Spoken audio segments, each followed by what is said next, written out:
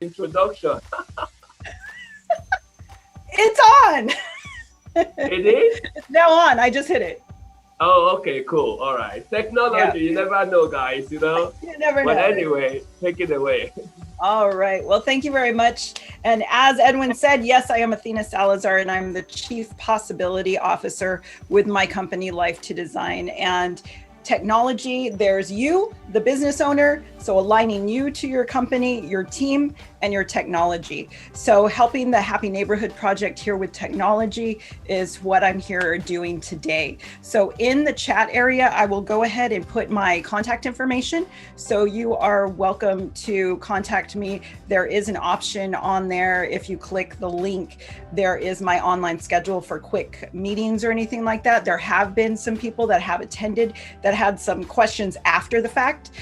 So we were able to schedule a quick meeting so I could help them out. They were going to be doing an event. So I've done online events with hundreds and many hundreds of people using the Zoom platform, having 2-day events, having 2-hour events, multiple different ways.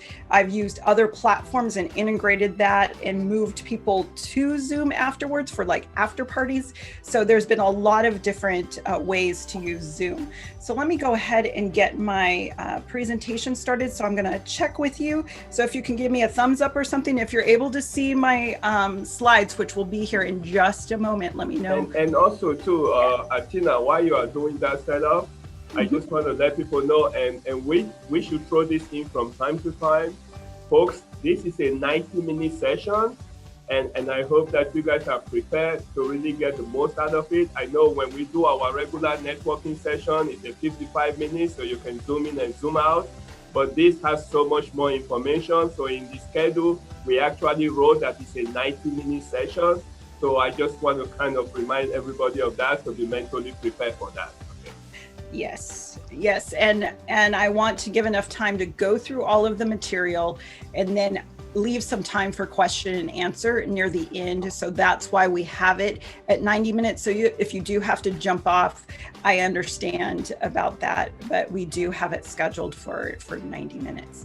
So here, yes, Athena Salazar again, as we were saying. So I've spoken on stages in multiple different areas around California. That's where I'm home based. And then in Nevada, the surrounding area, and internationally as well. So I'm very excited to be able to use the Zoom platform. It's offered many different opportunities. I've had clients in other countries, and Zoom was a very easy way for us to connect. So that's where you're wanting to reach out to the people that you're working with. So let's go ahead and go into the first area. Now on my slides, is there anything blocking my slides, or are you able to see them okay? If you could just, everything's good. Okay, thanks, Nancy. It's fine, it's fine. Thumbs up, all right. So we are gonna cover the key uses and how to stay secure with Zoom. We've had the stories where, oh my gosh, somebody jumped into Zoom and then they started sharing their screen, and and all of these, somebody started talking and I'm trying to talk and I don't know what I'm doing. So I'm going to go through some key areas on securing Zoom. But first, what I'm going to do is give you 5 tips on how to go from in-person to online. So we've all been transitioning. Some have been very resistant to actually go online, and some of them are doing that now. So just in general, I want to give you just 5 quick tips on how to go from in-person to online.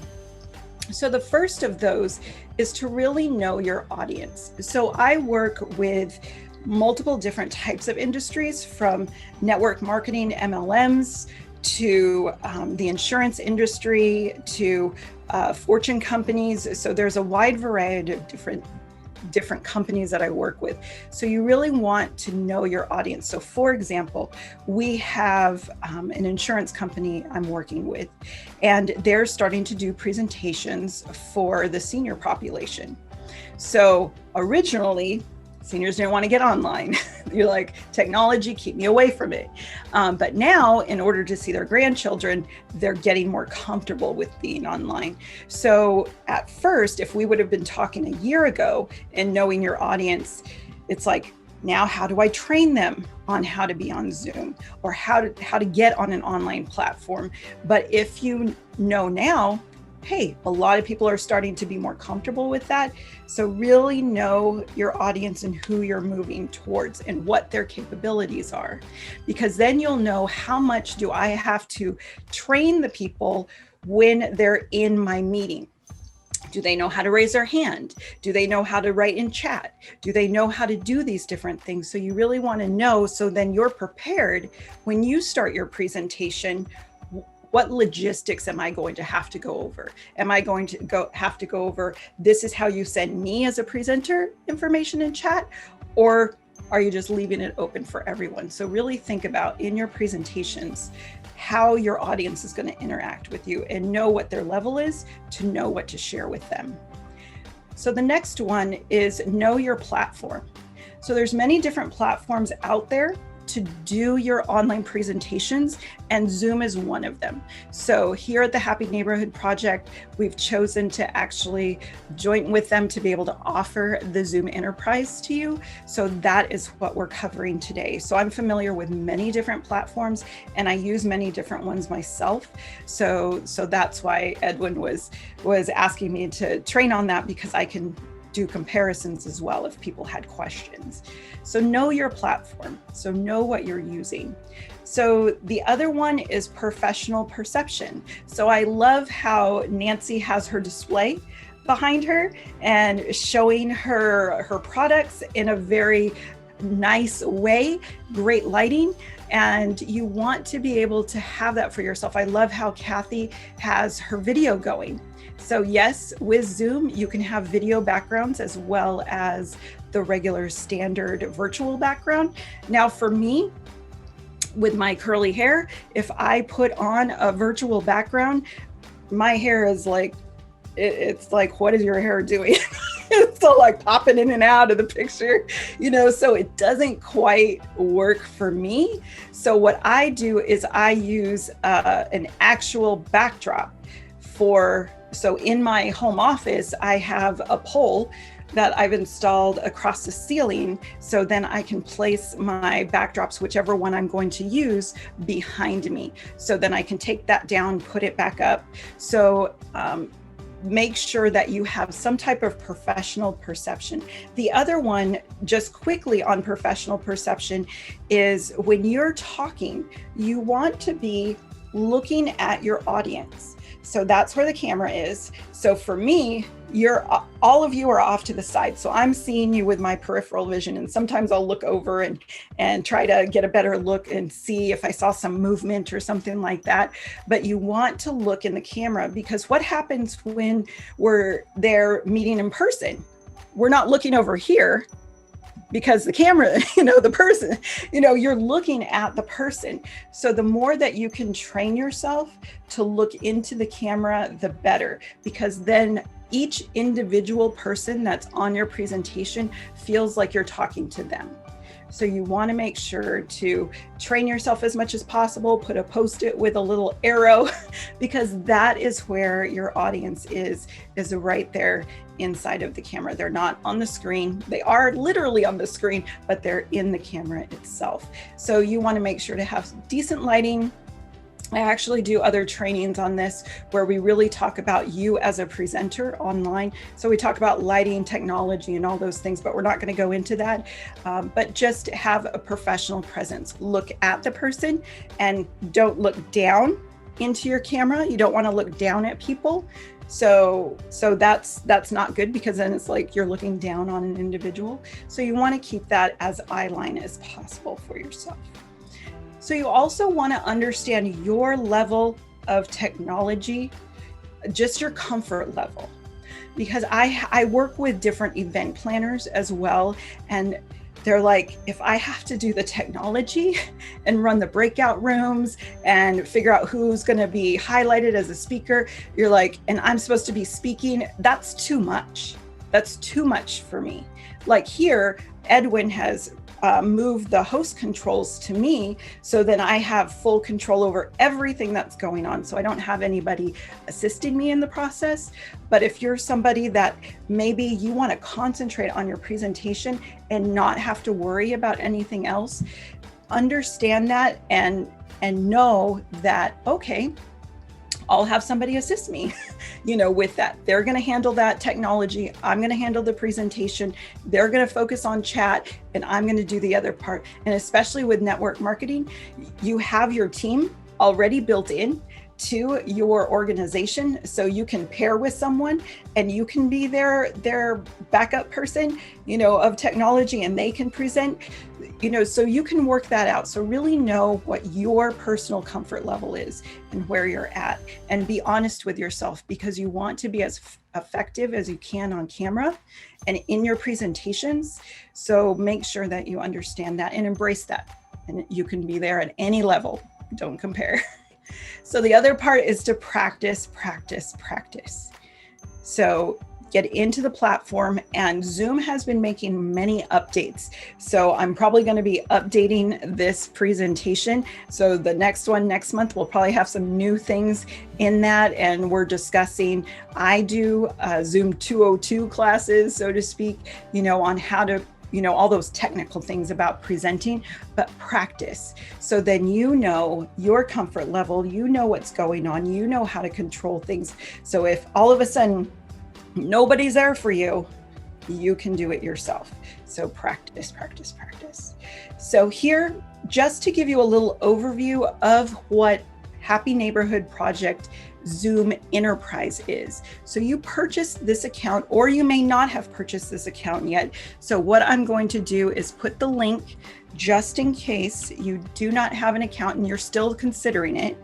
And maybe coming here is what you wanted to do to find out some more information. So inside of the chat is the link directly to what I'm going to be speaking out about right now, and the Zoom Enterprise account. So as you know, on the Zoom platform, you can upgrade. You could upgrade to the $14.99 plan, and that's the one that I had. I started with the free account, and then I went to the $14.99, and then Edwin said, "Oh, we're doing the Zoom Enterprise for $24.99," and I'm all like, that is a huge savings. And I'm going to show you why. Because here, just a minimum to purchase a Zoom Enterprise account for yourself, you have to start with 100 hosts, which means the minimum monthly is $1,999 if you were to even open up an enterprise account. So here with the Happy Neighborhood Project and our group purchasing power, that's how we were able to obtain the pricing that we have. So these are all of the details about the program, but just to point out a few. So if you wanted to do webinars, so say you had the $14.99 plan, you wanted to do webinars, you will be charged $40 extra per month just to be able to have a webinar. And that's included in the Zoom in the Happy Neighborhood Project Enterprise package. The other is storage. Now, we were just talking before we started, I'm on Zoom a lot because a lot of the people that I work with are outside of my area. So I use up this recording storage very quickly. So in 1 week, I could have like 5 to 10 meetings. And in the first 2, I've used up my storage space on my $14.99 account. So here with a Happy Neighborhood Project Enterprise account, you have unlimited storage. So you don't have to worry about your recordings being dropped off. They're going to stay there. But if you were to pay for even just a gig of space, it would be $40 a month. And there are some meetings that I do where it is actually, the last one that I did, it was 15 gigs was the size of the file. So if you take 40 times 15, how much I would have paid. But with this Happy Neighborhood Project Zoom Enterprise, I don't have to pay that extra money. So that's really good. So on the page, when you click that link, you'll have all of this information. You have up to 500 meeting, 500 webinar attendees, unlimited storage. You can stream. The first payment that you make is just to set things up. So that's where it's closer to $50. So it's $49.99. Just the first month. Every month after that, it's $24.99. So that's how the charges are. And as you go down, it's just all your basic information. And the reason they ask you to put your credit card information into here is because, as I mentioned, group pricing. So what Happy Neighborhood Project does is they collect all of the funds for the people paying for this platform, and then they send one payment to Zoom for everyone. So that's why it's done in this format, is so we can receive that special pricing. So you'll fill out all of your information. So if you are not signed up yet and you have an existing account, use the same email address as the one that you have right now when you go to sign up for your Zoom Enterprise account. Because if you don't, it's not going to coordinate, and it's not going to move all of your existing videos or any of your settings or personal information over to the new system. So you want to make sure to use the same email address as any existing account. If you don't have an existing account, it's not really relevant then. But if you do, you want to use the same email account. And if you have any problems with that, you can contact Happy Neighborhood Project, and they'll put you in touch with Zoom to get that fixed. So just so you know, use that one account. So here are just understanding your account. So some of the things in the settings. So inside of Zoom, you're welcome to have Zoom up as we go through this presentation, or not, that's up to you. But I have all of the pictures, as you can see, of all of the pages. So here inside of the platform, you will see that the department is Happy Business. You're all like, but that's not, yes, I am a happy business, but I didn't define that as my department. But that is why it's Happy Business, because it's going through the Happy Neighborhood Project. So that's where it is. You can change your picture. So at the time I had a piece of my logo on there, but you can change this at any point. So say, for example, you are being a support to someone. So sometimes I take on the role of being that technical for someone. So I'm not necessarily advertising my business. I'm actually being a support to them. So I will change my picture to their logo, and I'll change my name to be, so-and-so, it might be Arbonne support or something like that. So they can write that in the name area and change that to the logo. So then you won't know who's behind the scenes, who's being that support to you. So you can change that. And then once you're done with your event, change it back. So you are able to do that. And this is where you would do that on this page. So as you go through the system, it's showing you that you're licensed, what your limits are, your capacity. So if you log into your account and you do not see it like this, that means that your account is not upgraded yet. And it may have been the issue with the email account, could have been what was happening, and that's why it's not transferred over properly.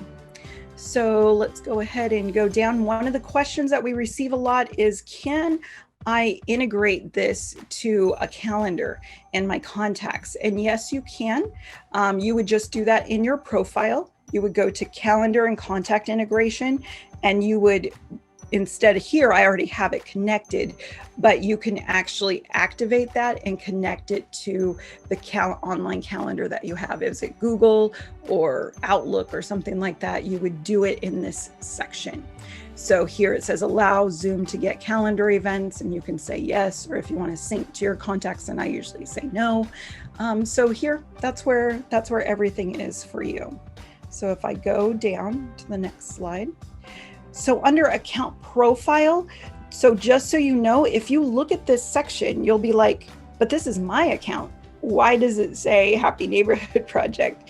And as I was saying before, Happy Neighborhood Project is combining all of the amounts that everybody's paying and doing one payment. So you're underneath the umbrella of Happy Neighborhood Project as a happy business. So they're the ones that are the go-to people. So that's why it says Happy Neighborhood Project, and we're like a branch off of that tree, so to speak. So that's why the account owner shows up the way that it does. So if you see that, you're like, wait, it doesn't have my information. It's fine. That's just the way that it is. So here we're going to go into meetings versus webinars. So let's see, does anybody know? Let's see who's available here. So Nancy, do you know the difference between a meeting and a Zoom webinar? Through my experience, a meeting is when, like this is a Zoom meeting where we're all here and we can connect and talk. A webinar is more one person speaking and I'm just listening and gathering information. Mm-hmm. Yeah, fantastic. Well, thank you very much for that input, Nancy. So yes, that is correct. So with a Zoom meeting, you have the opportunity to actually see your audience. So you can see their expressions, their faces, they can give immediate feedback. So that's a meeting, and a webinar is going to be where, yes, you have a presenter or multiple presenters with a presentation. You won't be able to see your audience, but there are ways that you can be able to hear your audience. So that's in a whole other training, but you can do that in a webinar. So let's go ahead and go into here. So we're going to go through your options. So we're going to go in detail into your Zoom settings and giving you why you want to have things in a certain way and why you wouldn't. So if we look into our Zoom, so we're going to look at setting up a meeting and setting up a webinar. They're very, very similar, but we're just going to make sure to show you the differences between the two. So if you are setting up a meeting, so we're going to take meetings first. So you have your topic area. So be mindful that your topic and your description are what your potential audience is going to see. So when you registered for this event, when you saw the title and you saw the short description, that was put into these areas. So make sure if you're putting anything in there, you're not just, randomly putting something in there. It's very purposeful in what you're putting into that area. So you're indicating when. So you're indicating the time that you're in. So here I'm Pacific time, so that's why I chose that time. So Zoom will help people to say, okay, you're on the East Coast, so this is the time that the webinar is actually for you because it's in Pacific time. So here's the example of 9 o'clock.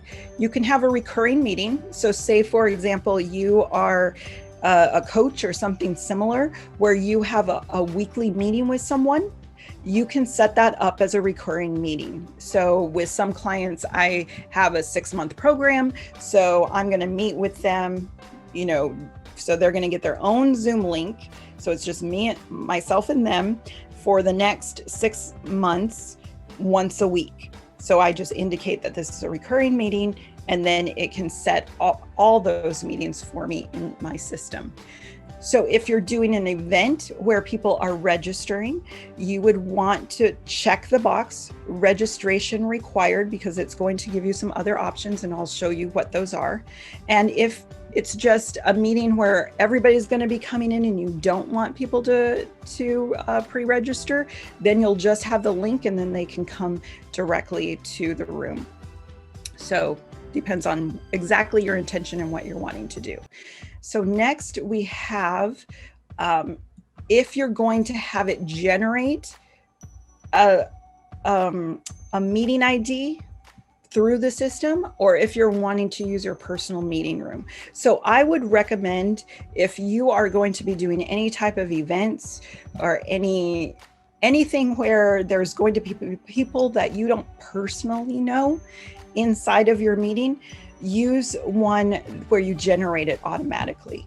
Because if you use the other one, then there may be some strangers that have not so good intentions, and they're all like, oh, well, this is your personal meeting ID. So at any time, I'm going to continue to attempt to get into your meetings. So that's where you would want to use one where you're going to generate it automatically. So usually I leave it on that unless there's people that I'm meeting with that I know it's like, just go ahead and use my personal meeting ID. So as Zoom has increased its security measures, it has instituted the requiring of a meeting password.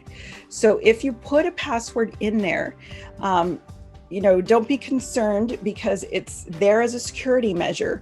And also when you send out the link to the people that are going to be joining you, it's embedded in the link.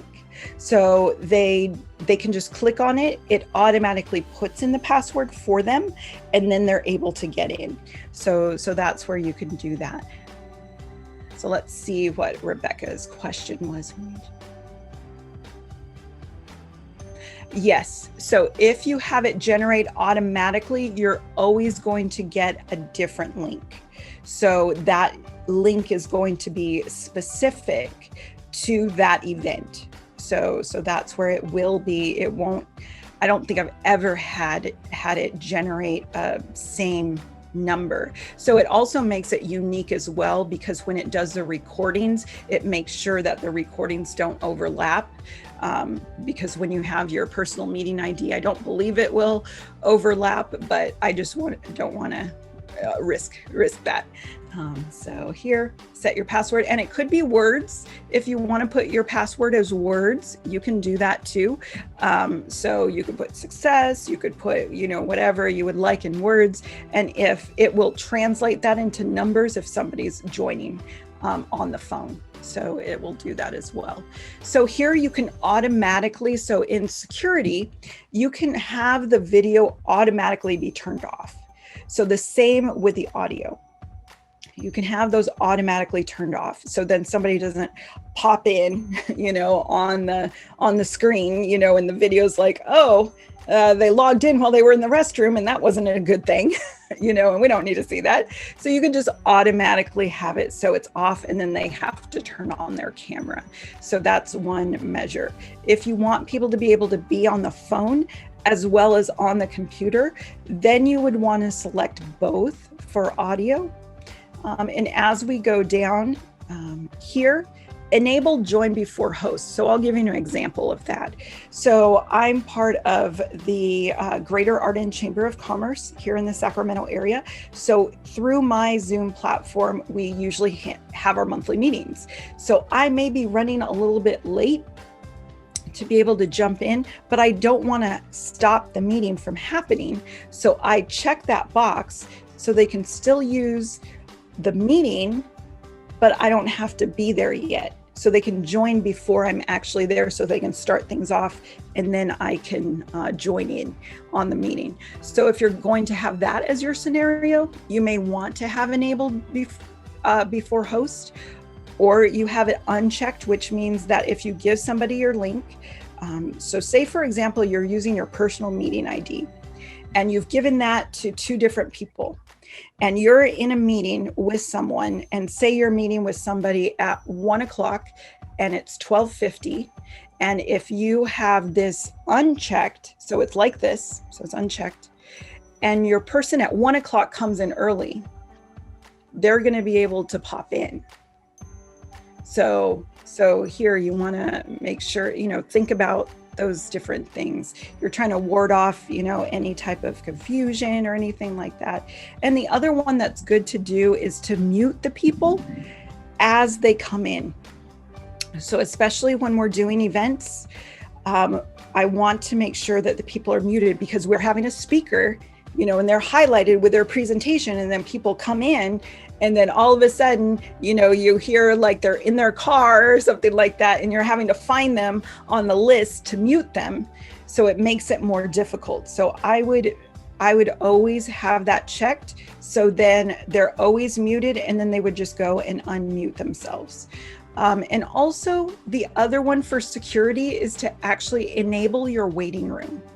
So So with your waiting room, that makes it so when they come in, you can brand that as well. So you could put your logo in there, you could put a picture, you could have some different wording in there, and then it'll say the host will admit you momentarily or whatever, but you can change all of that wording. So you can change up your waiting room. So what happens is, even if you're behind the scenes and you have it all ready to go, then people are going to be like in a waiting room, like you would, you know, if somebody's waiting to meet with you. So they're sitting there and waiting. They can't see other people. They're in there by themselves. But then you're going to be able to see on your screen, if you click participants, you're going to be able to see the list of the people that are in the waiting room. And you can look and see, oh, Jane's here. She's the one that I wanted to talk to first, or she's my guest speaker. So I want to talk to her before I let everybody in. And you can just let in the one person, or you could click the button to allow everybody into the room. So I would always venture on enabling the waiting room, so then you have more control over your environment. So that's there. Let's see. So the next area. So these other areas, you can pre-assign breakout rooms, but we won't go into that right now because that's more of a higher level class. But you can pre-assign if you wanted to. So now there was a question from Dennis about what does registering do? So what happens is, let me go back a step. So here, if you do not check this, so if you don't want people to pre-register, you'll have a link that you can send to everyone. You could just say, here's the link to come into my meeting, and then give that to them. So no pre-registration. So if you check the box and they register, this is the extra area that you're going to see. So you're going to be able to have this.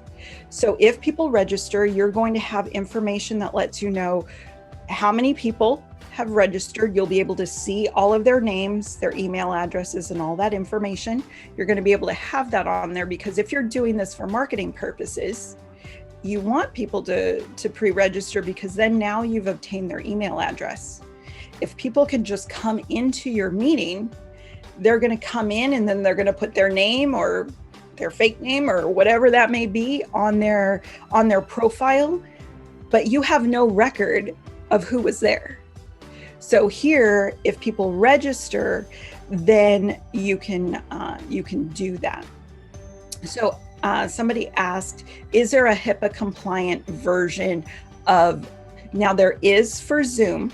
It is a more expensive package, but I know that companies like United Healthcare and others are using Zoom for their platform and putting specific measures in place that they're going over with their trainers. So I'm actually a presenter for one of the carriers as well. So they asked me to do presentations. So Bijou, if you have any other questions about that, you can check in chat and then set some time with me and we could talk.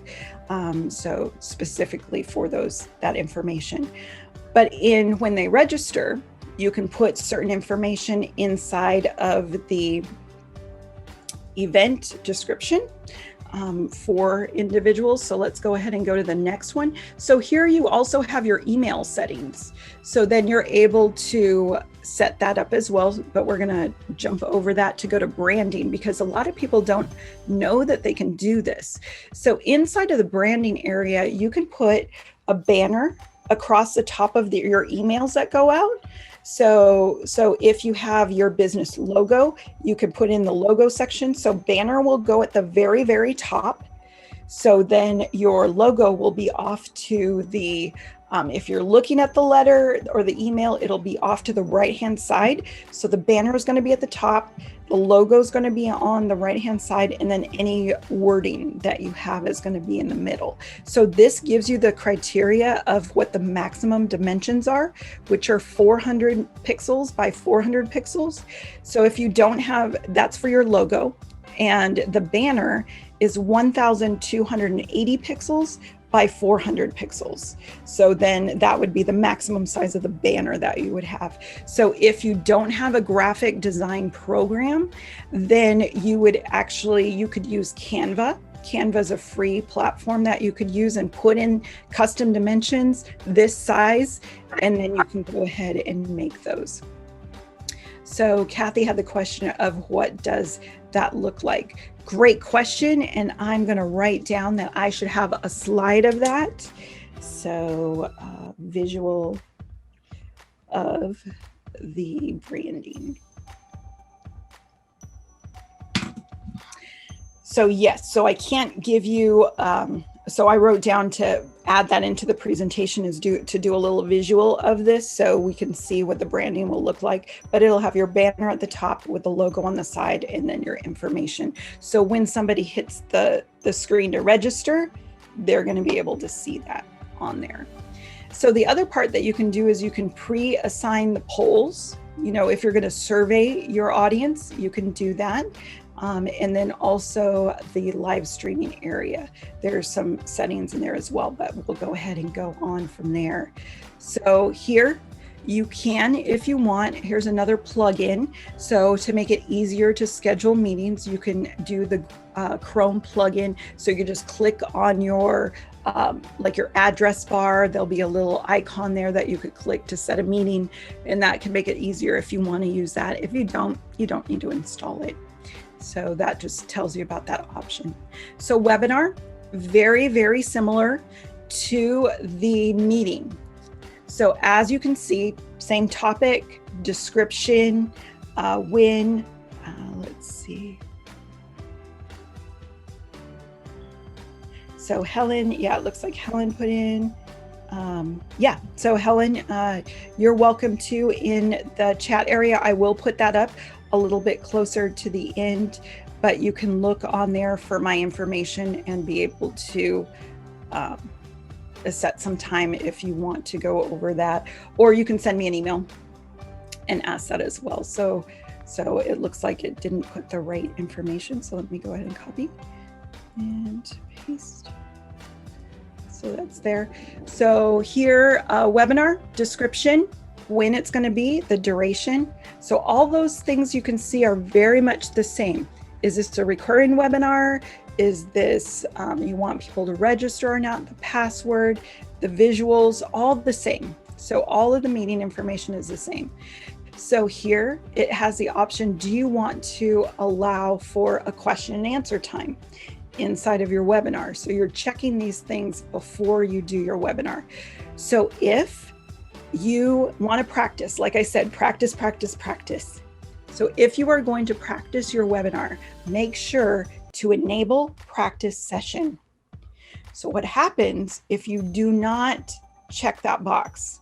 So if you go in and you're all like, oh, I have my webinar coming up on Thursday at noon, I have that scheduled in there, and you don't have this checkbox checked. So you go into Zoom and you're all like, I'm going to go in and just practice and see if you can see my presentation, if I know what the controls are. You go and you start that webinar and you do your practice, and then you're done during your practice. Your webinar is done. It's over because you did not check enable practice session. So if you don't check that, that means that when you go in and you start your webinar, it's going to start and it's going to be over. So even if you did this on Tuesday to practice and it doesn't happen until Thursday, your webinar is done. So everybody that registered for Thursday, there isn't going to be one there because you just used that up when you practiced. So that's where it's make sure to check that box. So if you like circle that, if you're going to do webinars, just make sure to do that. So here you can enable high definition video if you're going to be sharing video, but you can do that as well right before you share a video.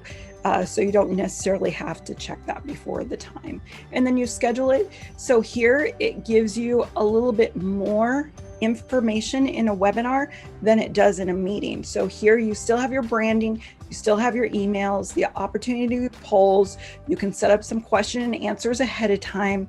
You can integrate this to different systems. It could be sending information over to if you have a MailChimp account or anything like that. But here it gives you invitations that you can send out. And also you got your registration link, how many people have, registered for your event. So it gives you more options than the meeting area. So now how do we actually go live on Zoom? So what happens is as soon as you're on, you're on. So once you activate and you see somebody else's eyeballs on there, you're live is how that is. So here, this is the screen that you're going to see. So many of you are very familiar with that. So it's going to have your meeting topic, who your host is, what the password is.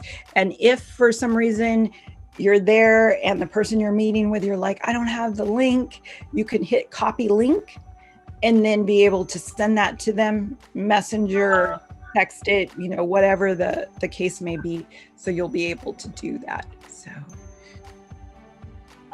the answer to Nancy's question is no. You can't do a webinar if you have a free Zoom account. It's only for meetings.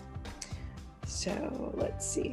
So now we're going to go into security. So if you see your screen, so it would look like this for yourself. You won't see that right now because you're not the host. So when you are the host, you'll see this screen, and in the bottom, you'll see that there's a little shield that says security. So I'm going to blow that up here. So security. So these are the different areas. So you can actually, on the top, you have enable waiting room. We've talked about that one. You can allow people to screen share or not. So then if you uncheck that, then people cannot screen share. And also you can disable the chat. So if you wanted to, you could actually disable the chat. You could not allow them to rename themselves or even to unmute themselves. So you would have complete control over them being able to mute or unmute, actually changing their names on the screen, being able to chat or not. So you have a lot of different ways that you can control the situation, as much control as possible. So here, you might not be familiar with what locking a meeting is. So say it was this event that we have, and we didn't want people to come in after 10 minutes after it started. So what we could do, even if somebody had a link to get in, they pre-registered, if we lock the meeting, they can't get in at all.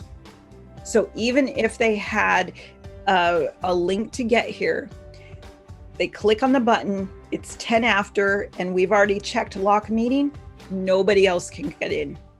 So that's one way. I haven't, I don't personally use that because I want the people to come in and out freely when we're doing events, but that is an option. So if you're having a secure meeting, you want to have that extra level of security, whoever's there live are the only people that are going to be getting in. So that is a security measure.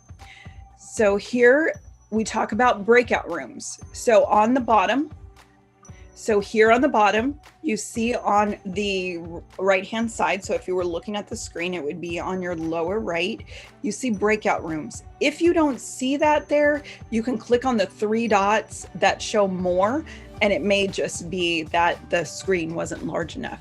So you'll be able to see breakout rooms. If you do not see breakout rooms, that means in your settings, that was not checked. So you have to make sure to go back into your settings. If you don't see breakout rooms, go into your Zoom settings and just see where it says breakout rooms, and it'll say like allow breakout rooms, and you want to make sure that that box is checked. So here, I went the opposite direction. So let's see, I'm gonna go down, down, and breakout rooms. So you have the options in your breakout rooms. So if you're gonna say you have 20 people, in your meeting, and you want to break people out into groups, maybe there's, you're talking about something and you want them to discuss it. And also when we have the Happy Neighborhood Project meetings, we do those breakout rooms. So then you can get into a smaller group to be able to get to know people better, and then they switch them around. So this is how it's done. So you want to assign so many participants into so many rooms. So if you had 50 people participating, and then you can say, I want them in one room, 2 rooms. So if it was 2, there'd be 25 in each. And then you keep going up from there. So you would just highlight over the 1 or hit the up or down buttons.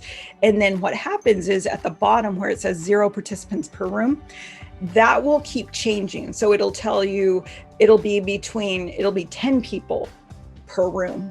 And then as you change the numbers, it'll say, oh, it'll be 6 people per room. It'll be like, 5 people, 3 to 4, it'll keep changing based on what your numbers are. So you can do it automatically. Automatically is the fastest one. And then, or you could do it manually. So if you do an event where you're wanting a specific person to be like the head of that room, you may want to do that manually. So if you are having people pre-register for your event, and you've checked that you want to be able to do the breakout rooms to pre-assign, then that means as the people register, you can put people into breakout rooms already. So then you'll already have that done before you go in. So Kathy had a question, breakout rooms for webinars and meetings? No. Breakout rooms are not available in webinars at this point. Only available in meetings. So that may be one of your determining factors of which you use for whatever it is that you're doing. So if you want that capability of breakout rooms, it would have to be a meeting at this point. So it could not be a webinar. So once you get into the breakout room, you might wonder well, how do they have the little countdown timer in there? How does that work? So here, so I would recommend checking the box that says move all participants into the breakout rooms automatically. Because what happens is if you don't have that checked and somebody's not familiar with what to do, they're gonna sit there and they're all like, okay, I'm gonna sit here, and they're supposed to click, allow me, take me to the breakout room. And if they don't click it, they're never going to get into the breakout room. So then to avoid that altogether, I usually put move all participants. So I know that they're going to go over there. And then if they want to come out, then they can. So at least okay, we're going to move everybody over there. So, and then that's where I also checked, allow the participants to return to the main session at any time. So say, for example, you're a host, you have some guest speakers, and when you do breakout rooms, you're the host. The speakers are part of the general audience, even if you're highlighting them and spotlighting them. So what happens is they get into a breakout room and you actually want them to come back out to be able to be with you, and then the rest of the people can talk. So make sure that that's checked. So they're going to be able to do that. So here, you would check the box for breakout room closes automatically after so much time. So if you want for them to have 8 minutes in the breakout room, you would put 7 minutes in the box and the countdown would be 60 seconds. So then it would be a total of 8 minutes. So that would give you some idea, because as soon as it counts down, I check that box. So then the one that's grayed out, notify me when the time is up. So then I check that one as well, because then a message pops up on the screen and says 7 minutes is up. Do you want to close the rooms now? So then or do you want to keep them open? So if I click yes, close them now, it's going to bring up a message inside of the breakout room that says this room will close in 60 seconds. So it gives them that time to wrap up, and then it'll close down the room and then automatically bring everybody back to the main room. So that's how the breakout rooms are working. So we're going to try it so you can experience this. So let me go ahead and bring up my controls if I can here. Let's see, and we've got All right, so let's see. So we'll just do 2 or 3 in a breakout room, and I'm going to have it create them automatically. So you're going to go in there and you'll probably have one other person, and I'm going to move this person, and you can move people around. So as soon as you have your breakout room, I checked automatically. So now it shows me 3 different breakout rooms. And now from there, I can actually move people if I wanted to. So I just saw that one person was going to be with a Happy Neighborhood Project. And if Edwin isn't there, then you're going to be by yourself. So I didn't want that. So I went ahead and I moved you into another room. So what I'm going to do is I'm going to go to my options. I'm going to say right here, allow you to come back to the main session if you want to. Let's see, automatically assign. I did that. And we're just going to go in there for about 3 minutes. Since there's 2 of you, you can introduce yourselves to each other because this can be part of your networking time as well. There may be people here that you don't know. So we want to be able to give you enough time to be able to do that. So I'm going to up it by 1 because I think there's 3 in each room. So if you both have about a minute, that should be good. And then we'll do our countdown time.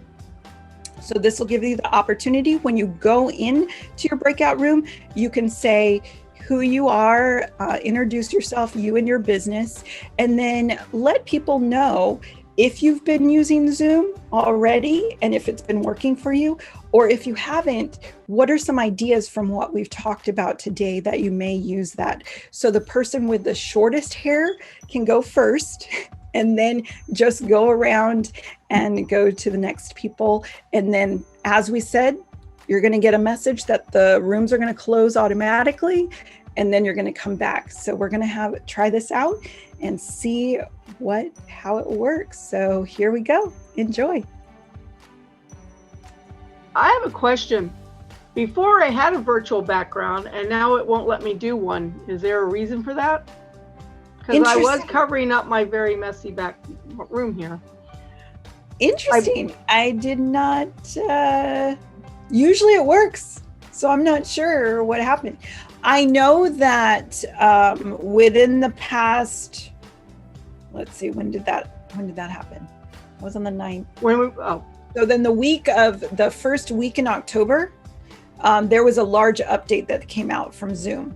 So if you haven't done an update on your desktop application, you'll want to do that because that might be why it kicked you off of that. Okay. Yeah. My daughter dropped all of her stuff off between shifting. I said my daughter dropped all of her junk off from moving between apartments, and so I'm trying to hide it now. So.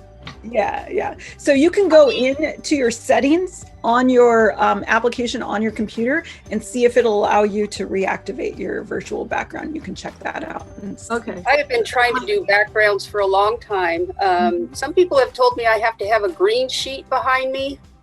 It works best if you have a green screen behind you. So if you do that, it's called keying.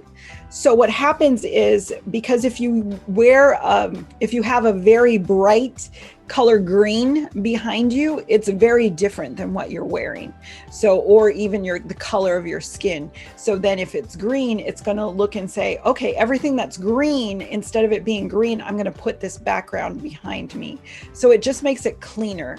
So if you just do a virtual background without having a green screen, that's where you can see people kind of come in and out of the picture. Like some of their face will go away or their hair will go away or something like that. It's because they don't have a green screen behind them. It'll do it with that, but not very much. So where in here would it say, because I'm on my page, I don't see where it says to reactivate my video. So if you are on your desktop, so if you look on your desktop and you open up the Zoom application, do you have that open? So then you'll go to the settings, which is the gear that's on there. And then when you open up that settings area, then it'll say virtual backgrounds. And then that's where you go to the virtual background and then you choose the one that you want on there. I'll do it after, I guess. Within the screen, on the stop video where that is, that's how I did mine. I went into that and you could select a background and it worked for me. So it explains my coldness and helmet now. Yeah. So yeah, you can do that. And also, as you probably noticed, I'll put the information in here again. So when you came back, you'll notice that you don't have the chat anymore, the chat log. Is that accurate? So let me know. Yes, I don't see a chat.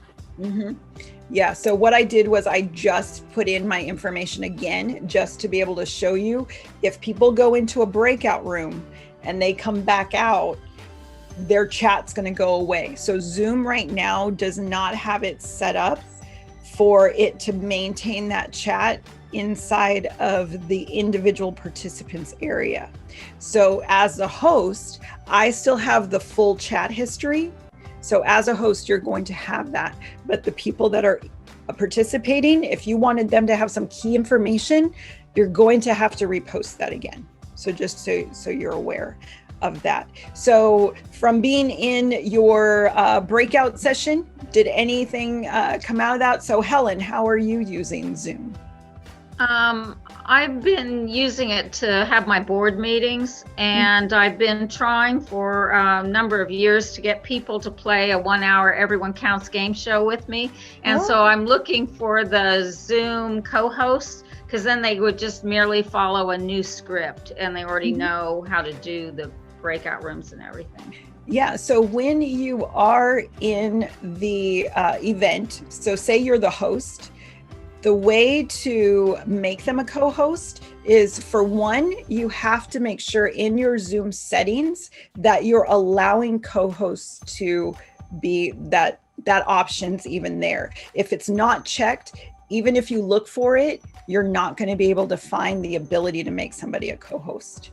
So that would be the first area to look. But when you're in your actual session, so here we're in this session, if you were to actually mouse over the person's picture, in the corner, there's 3 dots. So when you're the host, there's 3 dots there. You click on that and it'll say make co-host.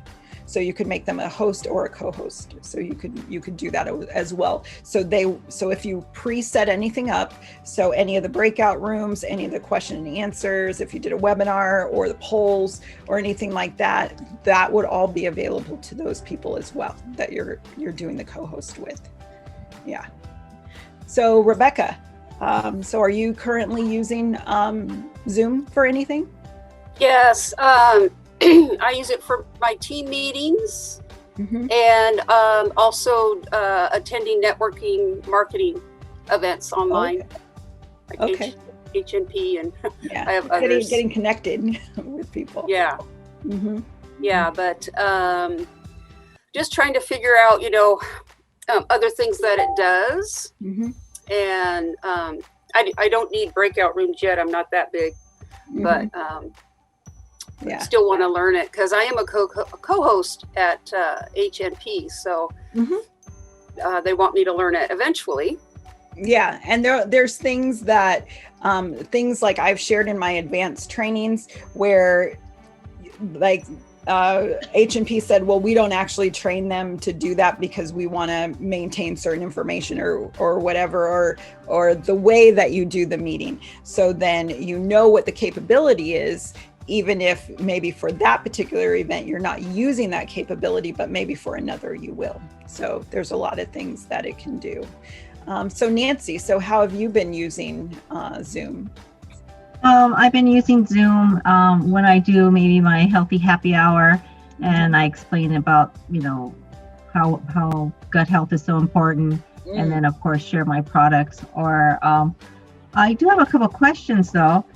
Sure. Now, if sometimes I have an event page on my Facebook page, and then is there like something where I can go Zoom and live on my Facebook page and they, at the same time? And actually, if you save that question, we're going to cover that in a few minutes. So I'm going to take some other areas, but did you have any other questions besides the? Yeah, Facebook? I do. I was wondering, like, when I stopped my video, my picture's not there, and I had put in my picture, and at certain meetings it's there, and certain meetings it's not. So I'm just wondering why that would happen. So yeah, Kathy, I think you're on mute. How do you put in your picture instead of just having your face? Oh, I got it. I mean, instead of just having your name. I'm sorry. Yeah, I would, when I was on the Zoom application, or I would put a picture in or whatever, and then copy and paste and put it in from my picture file and put it on there. So when I was in the very beginning of the presentation, when I was going through your Zoom profile, and it showed like my little logo, it had like the lamp on there. So you do that online. So then you'll be online to change your picture. So you can change your picture like Nancy was saying. So she went and changed your picture online. So then it will use that. I don't believe there's a setting. I think it just defaults to showing your picture if you have a picture there. If you don't have a picture there right now, that would be a reason why it would just say your name. Okay. So you would want to I'm just going to, okay. Mm-hmm. Okay. So then just real quick, one more. There's that setting, it says mirror my video. So, I mean, I don't know, I have it checked, but does that mean that when you look at my Arbonne sign, is it backwards? So right now we can read it correctly. Okay, so when I look at it, it's backwards. Okay, so I have it correctly though for you, the audience. Yes. Okay. Yeah. So if you did have it checked the other way, it would flip it over. So we would be reading it backwards. Yeah, but we're reading it the right way. Okay, right, perfect. Thank you. That's correct.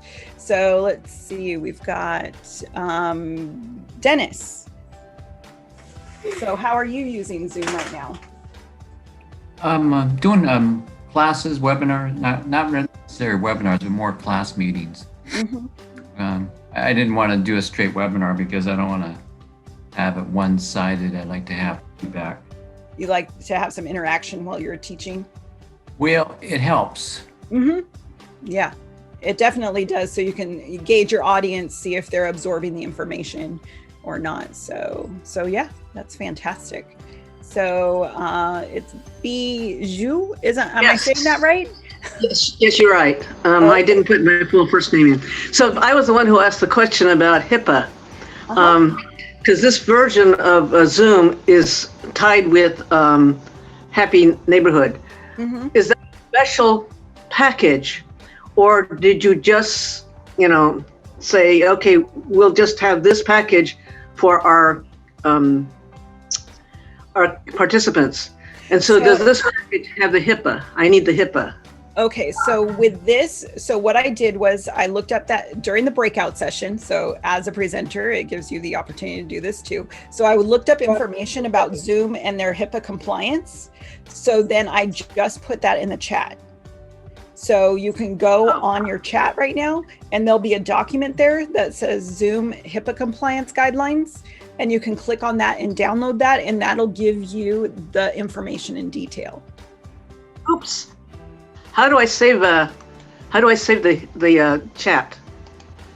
So you should be able to just click on that Zoom PDF, and it should open it up in another window. So go ahead and try that.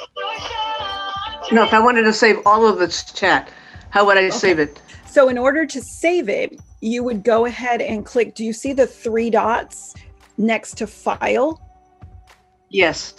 So click on those 3 dots, and then that gives you the option to save the chat.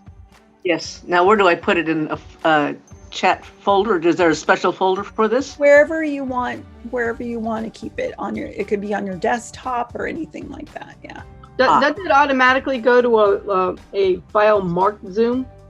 Yes, it will default to that. If you are the presenter and you're saving and you're recording, like how this is recording, it's going to save your chat file inside of your recordings area, inside of your Zoom profile online. So you'll always have a copy of that, of the chat log. Thank you. Yeah. Thank you. So B, how have you been using Zoom? Or have you been using it? Well, I haven't used it myself as a host. I have, however, been as a participant, and we've used it for for gatherings of for seniors. Actually, we have meetings with seniors, but the ones who know how to use technology, and we use it that way. And we also use it for other business, other businesses that I join in with. Yeah, and that's how we do that. However, we haven't learned, at least in the use of the senior group, we haven't learned to select out people who we don't want to be in there, because we're open to the general public. And what we need to do now, I see, is that we need to have a registration before we do that, because we don't know, that's why I'm concerned about the HIPAA. We want to make sure that their voices are protected, so to speak. Their information is protected. Yeah. So if you have, you're downloading the chat, so you have my phone number, my email address, or anything like that if you want to talk more about your situation, and then I can give you a little bit of pointers for that. So, appreciate so you can do that. And then Kathy, so how are you using the Zoom platform? Well, I was using the Zoom platform. It seems to have gone away. But yeah, you had a great video. You can do video in your background. Yeah, and she had a great example of that. Yes, I did. Actually, the trick was, or actually I found it by accident. It's just you use PowerPoint and create your slides. And then there's a free app, or a free online thing called Capwing, Kapwing. And you just upload the slides to that and it creates the video. You can even tell it how long you want on a slide. So if I'm doing a presentation and I want to stay on one slide longer than another slide, I can set that up. Yeah. So, and I would show it to you, but. But yeah, if you noticed ahead of time, she did have that up there. I did. So, I'm trying to figure out why it went away. Yeah. So that's where so everyone, as a presenter, you want to make sure to have the desktop application. So when you look up your files on your computer, your programs. So if you go into, the window, if you have a Windows machine and it gives you your list of programs, you want to make sure that Zoom is one of them. So when you're on the profile, it says, do you want the desktop app? And you want to say yes, because that allows you to do many more things. In some of the other programs that I have, we talk about audio settings, if you're playing music, if you're playing video and that kind of thing, so things come in clear. So there's different settings that you can have, but always make sure to check for updates. So many times Zoom will have updates that come out, and you always want to make sure that you're on the highest version of the Zoom application, so you're able to do everything that you need to do. So just so you're aware. So we'll go ahead and let me go ahead and screen share here. Before you do that, I still can't. How do I download this PDF on HIPAA? You should just be able to click on it, and then it should download for you. You should be able to just click on it and it opens it up in another window, and then you can download it. If it doesn't do that, go ahead and just send me an email or a text and just say, hey, can you email that document to me? And then I'll just, after we're done here, then I can send it to you. Yeah. Thank you very much. I appreciate that. Yeah. So we'll go ahead and go into the other areas. So that was meetings. So that gave you the breakout room. And I think it was Kathy, it may have been, that had the question about if you could do the breakout rooms in a webinar. And at this point, the answer would be no. So you can't do that in a webinar. So webinar, the window looks very different. You won't see at the bottom where it has breakout rooms, it has question and answer, it has polls, it has chat, all of those things, but you won't see the area for a breakout room. So that's the biggest difference. But here, if you put in any question and answer, or you could do it on the fly. So say, for example, you're doing that, somebody's helping you, you want them to put in a question to ask the audience, you could do that there. We've done that in our chamber meetings where we've done a vote. So we've had the question and then they choose the option that they want. Say it's the electing of an officer or something like that. You can move those individuals that you're voting on into a waiting room. Or if there's a situation where maybe you're doing a board meeting and you need to conduct your business first before you bring the guest in, you can bring them in, let them know what's going to be happening, and then place them in the waiting room. So you have the ability to use your waiting room for purposes like that. Like, say, for example, you're meeting with 2 people, and then one of them has some questions, what Bijou is talking about with privacy and HIPAA. So maybe there's a conversation with 3 people and somebody needs to ask a personal question. You can move the other person into the waiting room. They can't hear anything that's going on. So then you can have your private conversation and then bring the person back from the waiting room. So you're able to do that as well. So here's the Q&A. Here are the other sections. So you can do a poll. So if you click on poll, which was at the bottom of the screen, then you can add in any poll questions. So like we were saying, if you're voting, or something like that, it'll allow for multiple choices or a single choice. So you can do that. So Dennis, when you're doing your teaching, if you see that you need to use that, that would be how you would do that. And you can set up the poll ahead of time as well. So you can do that. And then do you just bring it up? I'm sorry, I should have typed it, but yeah.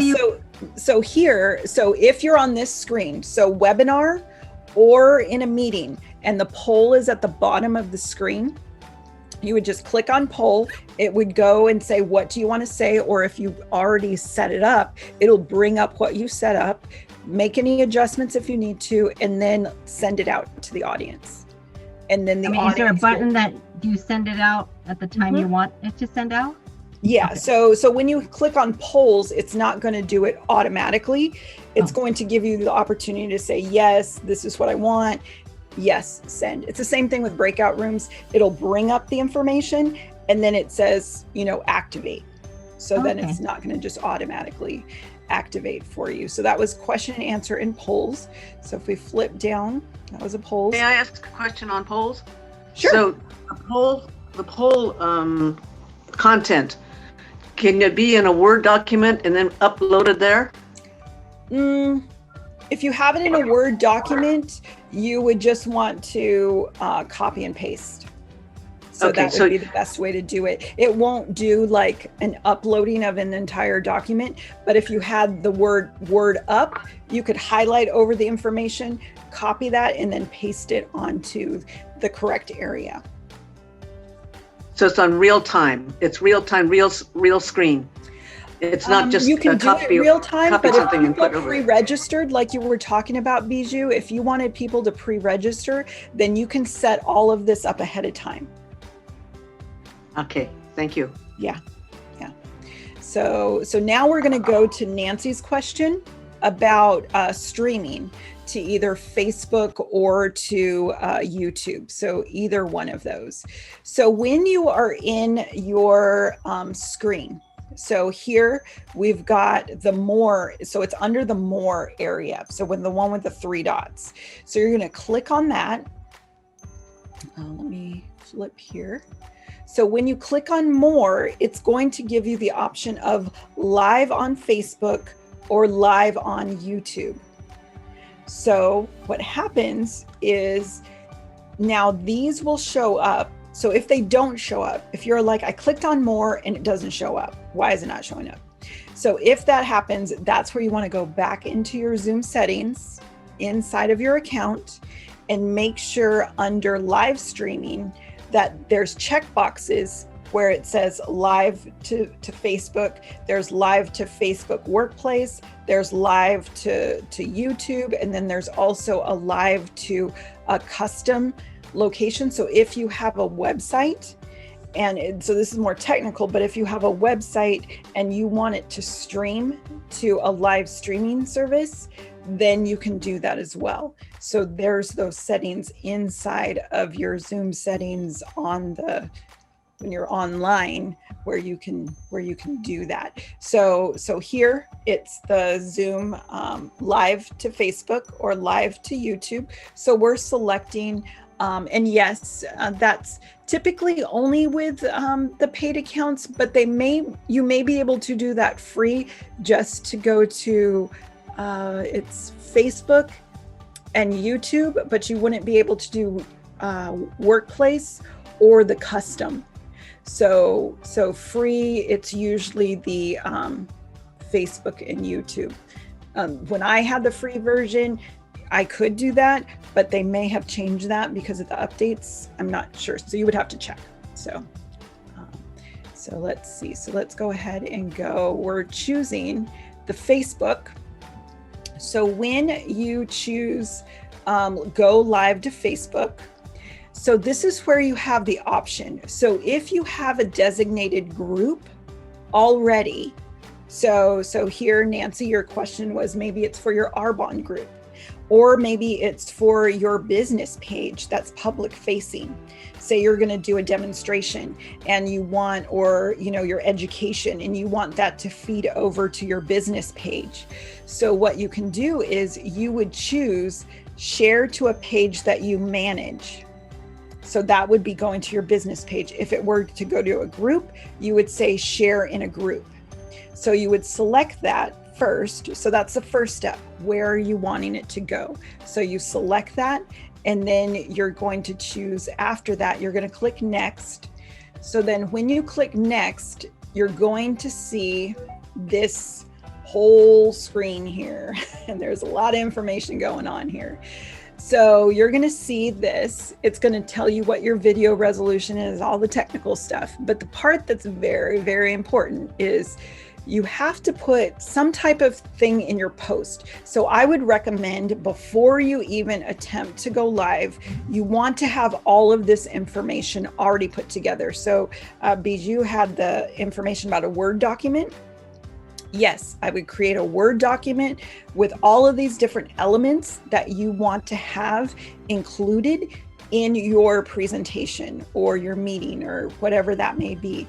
So if you're going to go live to Facebook, you want to say something, you want to put a post there. So maybe it's, I'm live, on Zoom right now, you're seeing me here, but if you would like to come and answer questions live and be in my event on Zoom, here's the link, for example, or whatever else you want to put.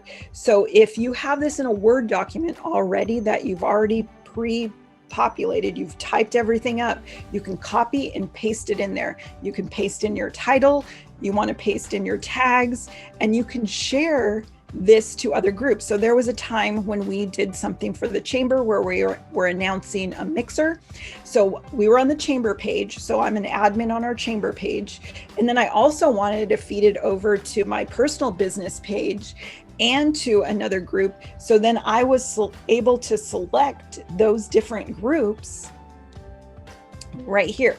So I was able to get that over to where I wanted it to go. So it was almost like feeding them over simultaneously at the same time. So you could see me in different locations. So you have the ability to do that. So those are the basics of going live on Facebook, and know that there's going to be a delay. So I would highly recommend, if you're going to go live to Facebook, is practice that, practice it more in like a private group that you can actually test it out, see how it's working, how long is the delay.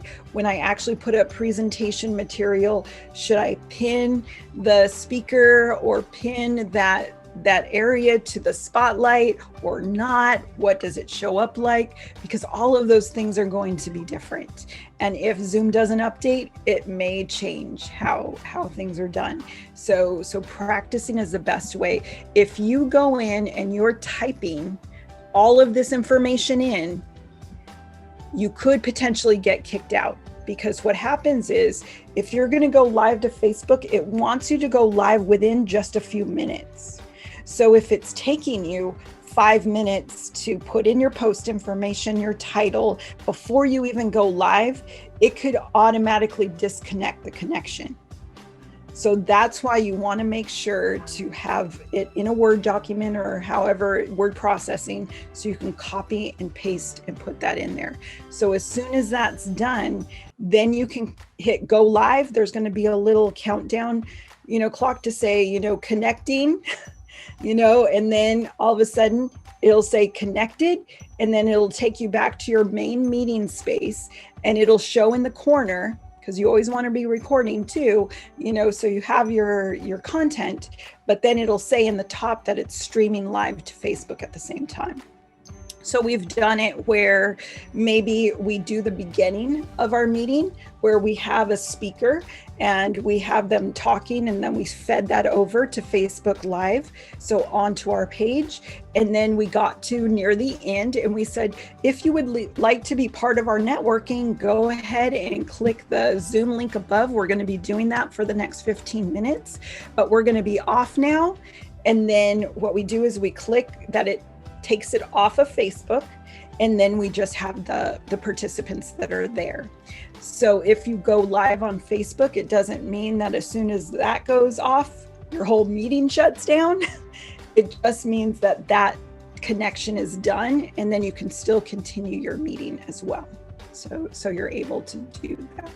So let's see if there's anything else.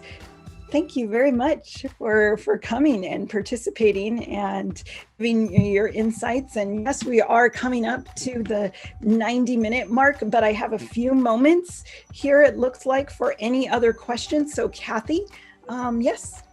I got to figure some way to get my background back, because that is my business when I go to my networking meetings, and I can't. I'm about to start crying because I have a whole ton of meetings tomorrow. And so what you can do is, if you want to, you can go out of this meeting and I'll stay on, and then come back in and then see if that corrects the issue. Okay. So we can test that. Yeah. So I'll stay here and I won't log out until I know that we're working it out. So yes, Rebecca, I have to go. I'm sorry. I thought it was just an hour, and so I've got to go. But thank you that's so fine. much. Yeah. So we're here at the end. So you're welcome to take off. Yeah, we said that it was 90 minutes, but sometimes it's not as predominant on the screen. But yeah, you're welcome to contact me if you have any questions. So great. Thank you so much. Bye. Bye-bye. So did anybody else have any questions? Well, she's going out and coming back in. Only so Helen. Only that. Go ahead. I'm sorry. Go ahead. So Helen, are you there? You're still on mute, Helen. I learned some new tricks and I really appreciate it, but I'd love to try it out to seal our skills. And so I would, like I said, I'm looking for the Happiness Neighborhood Project people, because first of all, they have the attitude that happiness is a skill. And I had to teach that for many years to cardiac rehab patients and myself and my own family. So that's why it's kind of what they call low-hanging fruit, right? If we start with the people that are already trained how to use Zoom Pro and Zoom Enterprise, then we'll be successful and we'll be able to really demonstrate humor for the health of it, is what I taught. So I'm wondering if you or anybody else on this, and particularly Bijung, I'm also a senior citizen, and we have no little senior citizen centers in these little rural towns in Kansas. And I want to level the playing field, because now people have smartphones and they have computers. And also into the nursing homes. They're keeping our loved ones hostages when they used to always clamor for who can come in and give a volunteer program.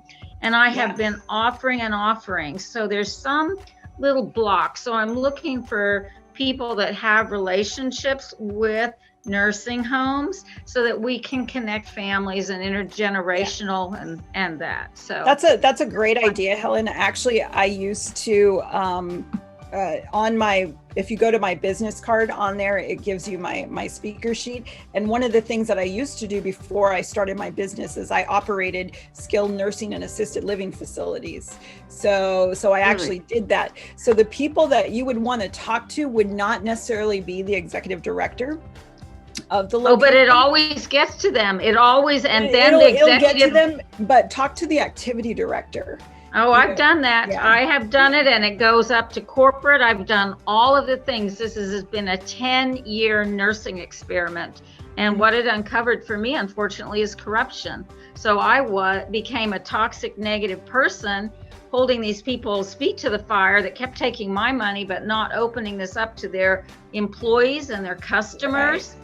So now, yeah, that's why I thought many of the corporate-owned locations are much more reluctant to do that, where if you're able to find locations that are more owner operated, there were facilities that I ran, there was some I did corporate and some were owner operated. So the owner operated ones, they would be much more open to having that and having that extra service, because then that's a competitive edge for them. If they're incorporating that where others are not. Well, it just seems like everybody's been bought up now, and it's just gotten more and more of a mushroom in these 10 years. So I couldn't actually find an independent owner. Yeah. So yeah. And it is difficult, especially in the area that you're in, corporate run operations, because the resources and the revenue is spread over many different facilities. If one is lower than the other on revenue coming in, then they can still operate the smaller ones in areas that maybe the revenue is not coming in as much. So you can spread that out. But if somebody's an owner operator in that area, it may be not as financially, it comes down to the money, which we don't like. We want to take care of people in the best way that we can. So it's like the nature of the situation, but I know exactly what you're talking about and the frustrations. And that's part of why I moved on from what I was doing there, because people would come and ask me, like different employees, when I was working a building and I moved a building, and they would come over to the building I was at to see if they could work for me, because they're all like, they don't like the management over there, and they weren't treated as a person, right. But they knew if they came to me that I'm going to ask them, what are some of your ideas? What can we do? How can we make things better? And I'm here to make sure we adhere to the regulation. But other than that, there's many ways that we can do this, and many ways we can offer.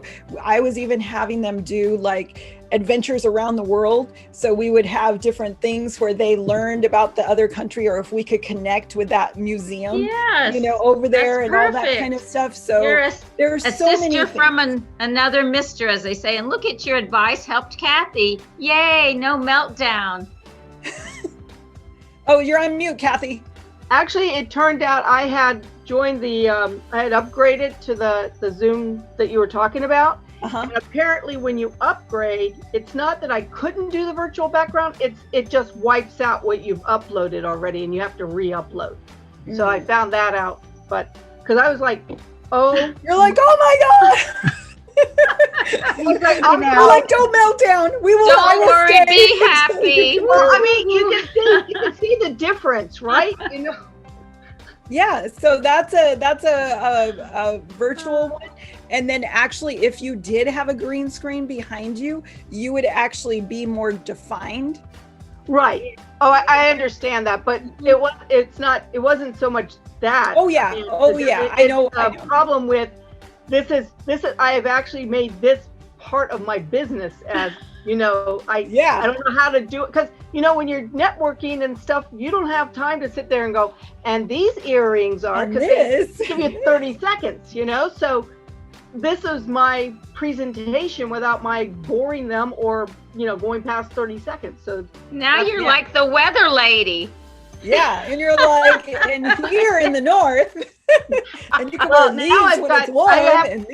I'm going to have to go find all of my other Zoom backgrounds and upload them, because I have other meetings and stuff I do that I had. Yeah, so I found that if you do use a video, you want to make sure that I usually just keep them right on the desktop, the ones that I want to use.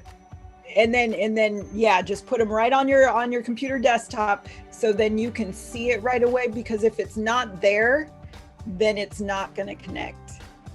So you will have to, so when you want to use that, you want to establish that connection when you start the meeting, and then connect that video and let that play. Well, it depending on how I do it, I actually have where I have the first one you saw that just before this one. I have it as a background, and then when I'm starting, I click the movie, and then it just starts right up, and then I try to time it. So, or sometimes I just totally ignore what's going on in the back and just do my spiel. So, yeah, sounds good. Hey, I might have to try that idea instead of. Yeah. So I've usually used, I usually create a video, an actual video file, and then just connect it. Yeah. Well, because I love it, Nancy, because it's like I don't have to tell you anything. I don't have to tell you the name of the jewelry. I don't have to tell you how much it costs. I don't have to tell you how much it's on. And you can see it really well. Yeah. Because it's really hard to see. Like even if you had it on, it's really difficult to be able to see it. Where so like here's you're like, I have to get it right in the So, and that's the big thing. I mean, that's a great idea. Yeah, I have some ladies that I work with that sell jewelry, and they were trying to show it, and then she's putting like something like, oh my God, you can't even see it. Like, stay still. Right. But and I know that from when we do jewelry meetings with my with the owner, and like she's releasing new jewelry or something, and she's there doing this with the ring, and so so I already know what it takes. So this to me seemed to be the you have a great idea there, and now everybody can see your phone number, how to connect with you, and it's awesome. Or at least my website, because I put everything in the chat box. Yeah. But Nancy, you could feature your stuff. So like if you have a basket, then you can just do one at a time, like I do. Your product on there, Right. But do I need an extra? I mean, this special screen. No, this is if you can try it on your phone. I mean, are you doing your phone or your laptop? My laptop, because if I just pick a different, let's say like this, let's see, this is what happens. Yeah, see, because of your lighting, that's why it's coming out like that, where it is the virtual background, but not really. So you would benefit from doing a green screen behind you. So how do I do that? So you purchase, it's just like green fabric. If you go on Amazon, you can look up green screen, and there's some that have like poles on the side, and then you would get like clamps to put the green screen up, or it could just be connected to your chair. They have different varieties, but you would definitely benefit from a green screen. One of my friends. And now I can't get back to where I'm usually. How do I get back? Oh, so one of my friends just took PVC pipes and green cloth and just would set it up behind her. Yeah, so you can get them already made. They've dropped the price significantly on them, so you could probably get something. And sometimes they come where they're like in a roller shade thing, so you can just pull it up, and then we're not using it, put it down. Yeah, and even look on Facebook Marketplace, because sometimes people, get some stuff on there. I've found some really good deals on stuff. So tell them what we got. So did anybody have any other questions? We wanted to make sure that Kathy didn't have a breakdown. So we're good now. I was wondering if Kathy, you had said, would you please type into the chat that site that changes PowerPoint into video? You said Capwing or something, but if you could type the actual site, that would be really helpful for us, I think. All you do is it asks you to upload. You tell it how many screens you're going to use, and you click upload, and you just upload the picture. And it doesn't have to, it just has to be that size. It doesn't have to be PowerPoint. It could be anything that, as long as it's the size here. And so once you do that, then you can tell it how long you want it to, and then you tell it to convert. And then what I do is I don't download it. I literally just click on it and tell it where I want it to save. And I save it under my promotion file. And that way it's just easy for me to find it. Okay. And it's really simple. Fantastic. And yes, I got your email address. So I will go ahead and send you the HIPAA, the Zoom HIPAA information.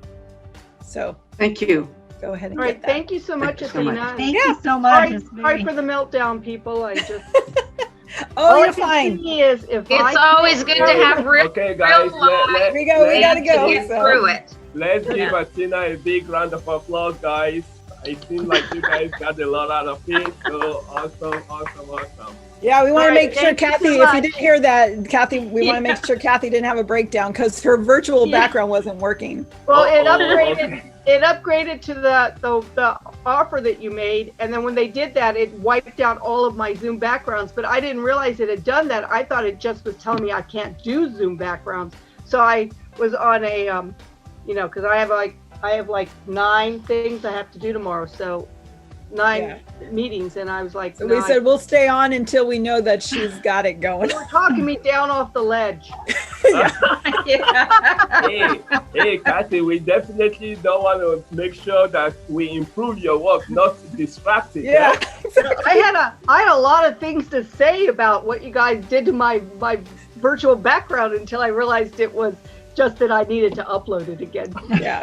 always err on the side of there's probably an update that needs to happen or had happened. Well, Kathy, I can tell you my support team are very happy to hear that,